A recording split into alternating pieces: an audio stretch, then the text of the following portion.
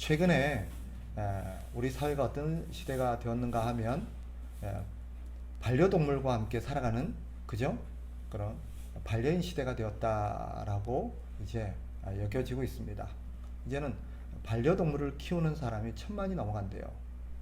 거의 뭐 내 집에 한 집은 반려동물을 키우고 있다라고 볼 수 있습니다.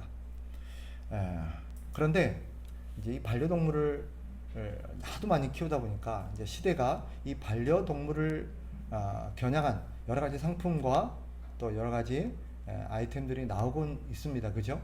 심지어는 반려동물 호텔이 생기고, 반려동물 미용실이 생기고, 반려동물 또 여러 가지 뭐 목욕탕이라든지 관련된 사업들이 많이 있어요. 근데 최근에 눈길을 끈 것 중에 하나가 뭐냐면 이제는 반려동물을 이제 장례를 지내는 반려동물 이 납골당이 따로 생겼다는 것입니다. 그러니까 반려동물들을 장례를 지내고 사람과 똑같이 장례를 지내고 화장을 하고 납골당에다가 반려동물을 모시는 거예요. 그죠? 그리고 뭐 이렇게 뭐 주기적으로 찾아가서 부모님 찾아뵙듯이 동물들을 찾아가서 뭐 이렇게 돌아보는 그런 일들이 일어나는 헛웃음이 날 수도 있지만 사실 좀 있으면 이것이 너무나도 당연하고 보편화될 만한 그런 시대가 왔습니다. 이것과 관련해서 오늘 우리 그리스도인들도 여러 가지 혼란스러운 생각들을 많이 갖고 있는 것 같아서 좀 신앙적으로 성경적으로 좀 정리할 필요가 있겠다라는 생각이 듭니다. 최근에 어떤 일이 있었냐면 이제 반려동물들을 키우는 그리스도인 신앙인들이 하도 많이 생기다 보니까 이제 주일날 예배에 나오면 동물을 어떻게 해야 돼요? 혼자 집에 두고 와야 되잖아요. 그러니까 마음에 걸리는 거예요. 그래서 같이 반려동물과 함께 예배를 드리고 싶은, 데리고 와서 같이 예배에 참여하고 싶은데 우리가 동물을 예배당에 드릴 수 있어요, 없어요? 없어요. 그래서 맞춤형 교회가 등장했습니다. 이제는 반려동물과 함께 예배 드릴 수 있는 그런 교회가 생겼어요. 물론 본당이 아니고 우리 유아실, 잠옷실 기억나세요? 거기 뭐 하는데요?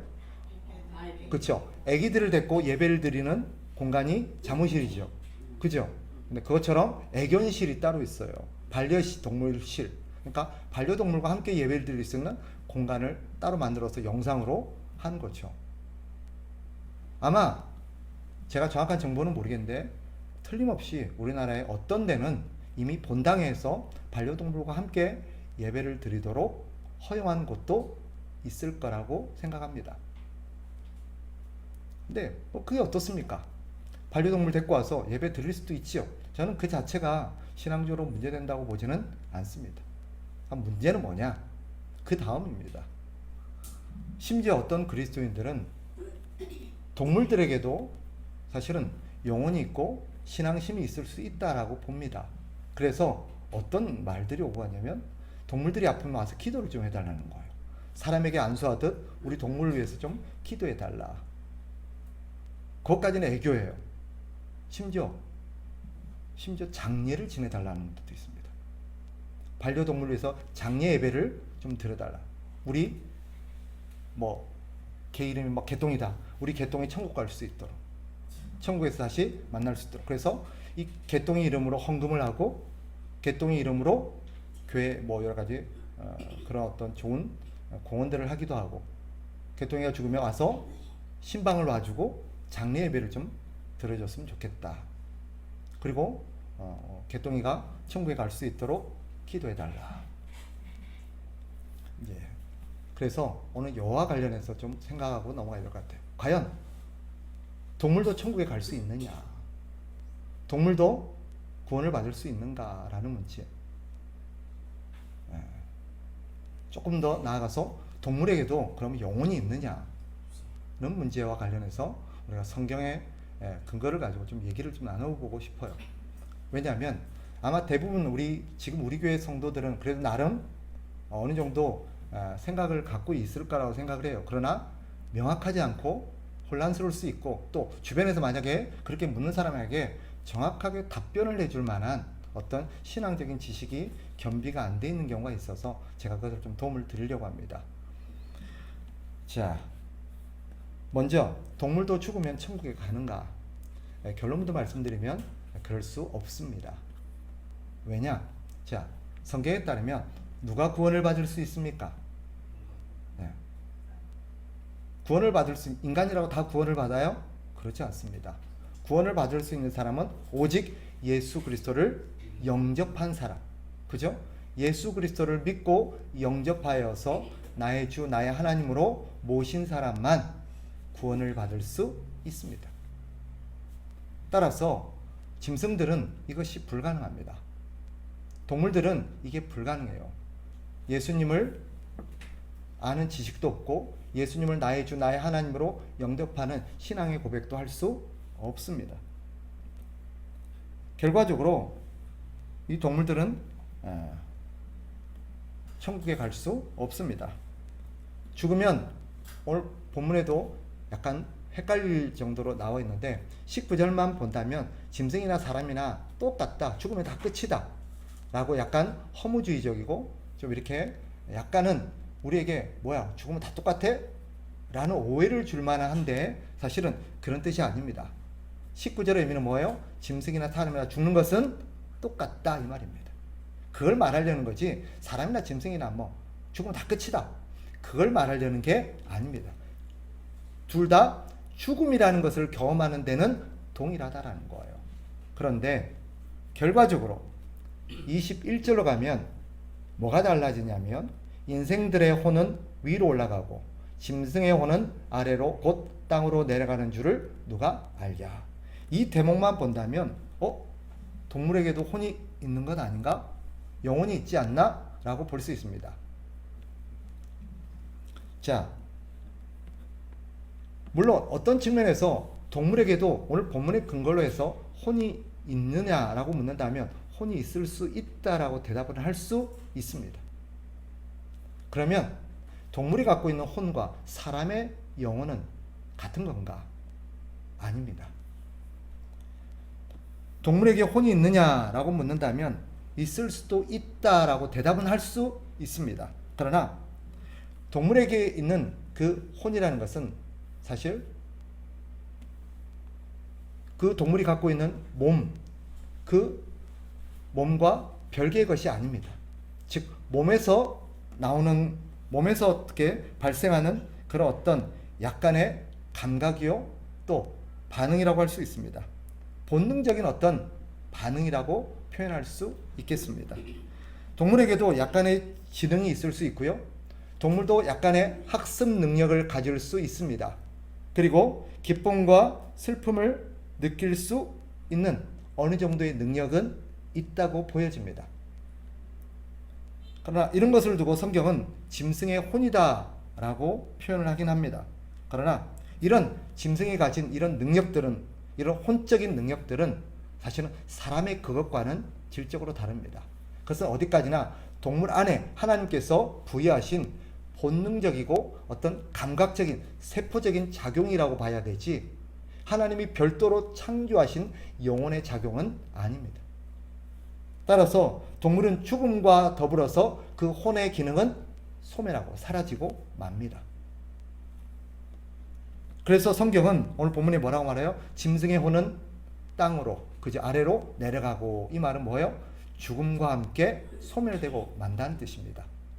마치 적절한 비유가 될지는 모르겠는데 우리 어르신들도 우리 권사님들도 컴퓨터는 아시잖아요. 그죠? 컴퓨터는 자 기계예요. 그죠? 그런데 컴퓨터가 전원이 들어가 있지 않으면 그 컴퓨터는 무슨 기능을 할 수 있어요? 없어요? 그 컴퓨터는 그 자체로 죽어 있는 거예요. 아무런 기능을 할 수 없어요. 그런데 거기에 전원이 공급되면 어때요? 그 컴퓨터가 켜짐으로써 그 안에 여러 가지 프로그램과 어떤 작용들을 해요. 그죠? 요즘은 인공지능이라는 게 나와가지고 AI라는 게 나와가지고 컴퓨터가 스스로 작동하고 또 계산하고 또 심지어는 반응까지 하고 사람과 소통까지 할 수 있대요. 그죠?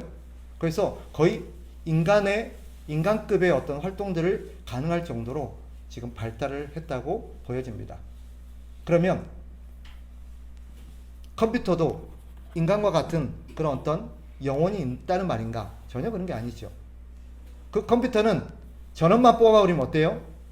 아무리 작동을 하던 것들이라도 전원만 뽑아버리면 그 순간 죽어버리고 마는 것입니다. 동물도 마찬가지예요. 동물도 죽음과 더불어서 끝이 나는 것입니다. 그러나 사람은 다르지요. 사람은 다릅니다. 사람은 어떻게 다르냐? 오늘 본문에 보면 사람의 영혼은 위로 올라간다라고 표현되어 있습니다. 그죠? 이게 무슨 말이냐? 왜 사람의 영혼이 위로 올라가냐? 위로 올라간다는 것은 하나님께로 간다는 뜻입니다. 왜 그래요? 사람의 영혼은 어디에서 왔을까요? 하나님으로부터 왔기 때문입니다.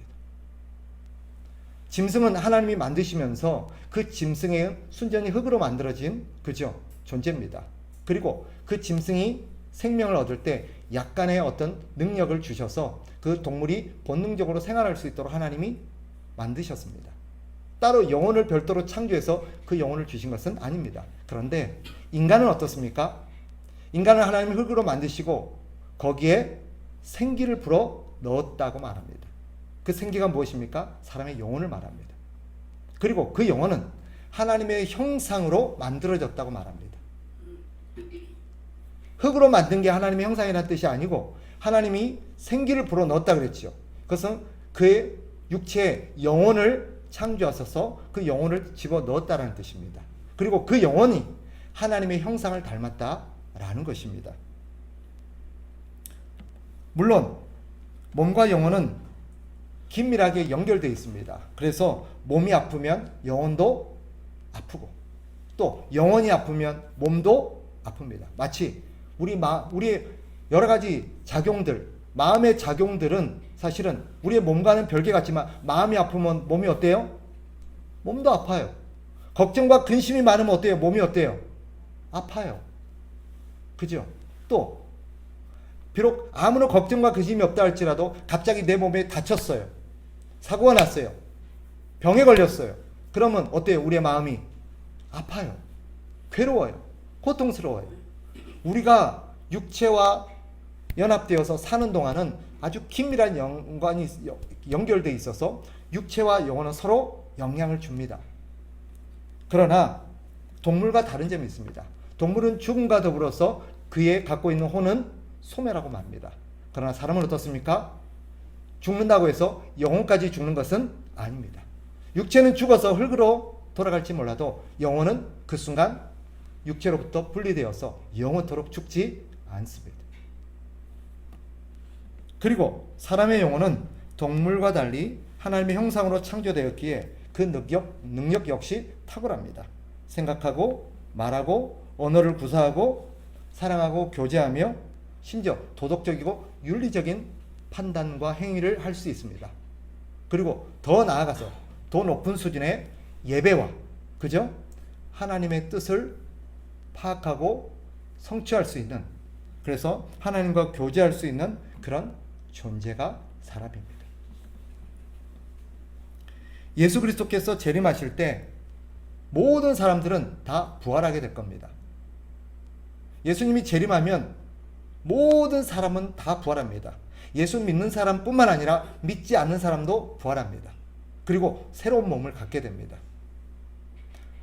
예수 안 믿는 비신자들은 어떤 몸을 갖습니까? 지옥에서 영원토록 고통받기에 적합한 그런 몸을 갖게 됩니다. 그런 몸을 하나님으로부터 부여받습니다. 그 자체가 하나님의 진노지요. 그러나 예수 믿고 구원받은 신자들은 어떻습니까? 신자들도 하나님으로부터 새로운 몸을 부여받습니다. 흙으로 만든 재생하는 몸이 아니라 하나님으로부터 전혀 다른, 영원히 썩지도 않고 아프지도 않고 병들지도 않고 늙지도 않고 죽지도 않는 그런 신령하고 신비로운 몸을 하나님으로부터 받습니다. 이 몸은 하나님과 함께 천국에서 살기에 가장 합당한 몸입니다. 그래서 비신자는 지옥에서, 신자는 천국에서 영원토록 살게 될 겁니다. 그리고 비신자는 그곳에 영원토록 형벌을 받고 고통을 받게 될 것이고, 신자는 영원토록 천국에서 하나님과 함께 복락을 누리게 될 겁니다. 그러나 여기에 부활에 동물들은 참여를 하지 못합니다. 성경 어디에도 동물들이 부활한다고 가르치지 않습니다. 따라서 우리가 천국에서는 동물들이 부활하여서 천국에 들어갈 수 있는 존재는 아무것도 없습니다. 결과적으로 동물이 천국에 갈 수 있느냐? 없습니다. 그러면 이런 질문을 할 수 있겠죠. 그럼 천국에는 동물이 없는가? 식물도 없는가? 아닙니다. 천국에도 분명 동물들이 있고 식물들이 있을 겁니다.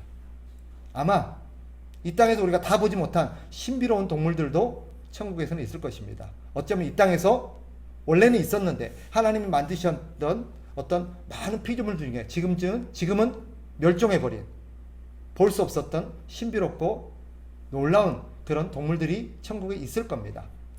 그러나 그 동물들은 이 땅에 살던 동물들이 부활해서 그 천국에 들어간 것은 아닙니다. 이 땅에 살던 모든 동물들은 다 죽음으로써 삶이 마무리될 겁니다. 그리고 천국에서는 하나님이 새로운 그런 피조물들로 동물들을 하나님이 창조하시고 새로운 오염되지 않는 자연과 식물들을 하나님께서 만드셔서 거기에서 우리와 함께 영원토록 살게 될 것입니다. 따라서 우리는 오늘 본문을 근거로 해서 동물에 대한 바른 인식을 갖고 있어야 됩니다. 아무리 동물이 이쁘고 아무리 동물을 사랑하여서 동물을 내 가족같이 여긴다 할지라도 동물을 사람과 같은 동격에 동등한 지위에 놓는 것은 옳지 않습니다. 그리고 그 동물에게 성경이 부여한 하나님이 만드신 그 질서를 넘어서서 필요 이상의 의미를 부여한다든지 또 심지어 그 동물들에게 하나님이 허락하지 않는 어떤 지위를 부여하는 것은 합당하지 않습니다. 하나님은 이 피조 세계를 창조하시면서 질서를 따라 창조하셨습니다. 어떤 사람들은 사람을 사회적 동물이다라고 표현합니다. 맞습니까? 아닙니다. 사람은 동물이 아닙니다. 사람은 절대 동물이 아닙니다. 사람은 무엇입니까? 하나님의 형상으로 만들어진 피조물입니다. 사람은 동물이 아닙니다. 사람을 동물이라고 표현하는 것은 우리가 삼가해야 됩니다. 아무리 사회적 동물, 물론 사회성을 갖고 있는 존재라는 것을 부각하기 위한 표현이라 할지라도 사람을 향해서 동물이라는 표현을 붙이는 것은 옳지 않습니다. 우리가 따라서 동물을 귀하게 돌보고 사랑은 하되 지나치게 의미를 부여하는 것은 삼가해야 합니다. 동물들을 마치 영적인 존재로 간주해서 동물들에게도 마치 어떤 신앙이 있는 것이냐 그렇게 의미를 부여하는 것도 주의해야 합니다.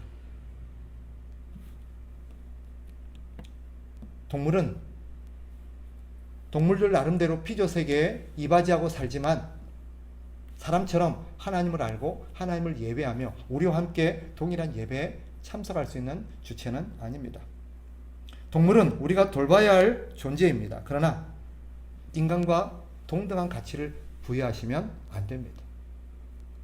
요즘 그런 걸 참 많이 봐요. 예전에도 제가 말씀드렸는데 반려동물을 키우는 그런 사람들 보면 신앙인인데 심지어는 교회 권사님인데 그 동물장에서 엄마 왔다 이래요. 오빠 왔다. 아빠 왔다. 이제 물론 실제로 그들은 동물이 자기 가족의 일부라 그러고 자식 같다고 말합니다. 그 마음은 이해가 합니다. 그렇게 동물을 살뜰히 아끼고 돌보는 것은 참 귀한 일입니다. 그러나 너무 지나치는 어떤 위치와 지위와 가치를 부여하는 것은 옳지 않습니다. 사람과 동물 사이에는 엄연히 구별이 존재합니다. 하나님과 사람이 구별된 존재이듯 사람과 동물 사이에도 엄연한 구별이 존재한다는 것을 기억하셔야 됩니다. 더더욱 우리가 동물을 섬긴다든지 동물을 숭배한다든지 이런 것들은 절대 해서는 안 될 일입니다.